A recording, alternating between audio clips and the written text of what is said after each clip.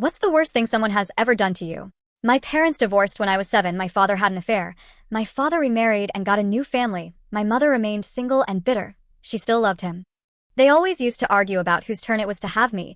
They were trying to spite each other, but the only thing that actually happened was that I realized neither of them must have loved me. One Christmas Eve when I was 14, they were having the same argument. My dad and his new family were staying in a hotel and told my mom they hadn't booked a room for me. I walked to my mom's, and she said it was my dad's turn to have me and locked me out. I slept in a car park fire hose. It didn't actually have a fire hose in it. I was so fucking scared and cold, skinny kid. I knew I couldn't ask my friends to stay because it was Christmas Eve and already close to midnight by this point. I started to cry when the snow started falling at about 3 a.m. I wish I had known back then that I could have just called the police, but my juvenile brain didn't know that. I went to live in a children's home shortly after that, and honestly I loved it. I still think of my key worker as my dad. He was great. My mother actually lives with me in my house now. I'm a very forgiving person. She became an alcoholic after my father left, so I blame him more. I know that's bad.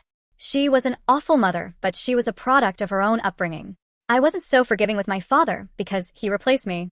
He tore me out of the children's home when I was 15 because he was embarrassed his daughter lived in a children's home. He did up homes for a living, like he went from living into a 1-bed apartment to a 5-bed townhouse because he could afford that now. He put me in a Harry Potter room. It was a 5-bedroom, and my step-siblings had massive rooms, despite me being older than them. Like if you walked into my room, it had a glass door, no privacy. You would bump your head. I left and went to live in a hostel. When I was a certain age, can't remember, my father bought my mother out of my 3-bed childhood home.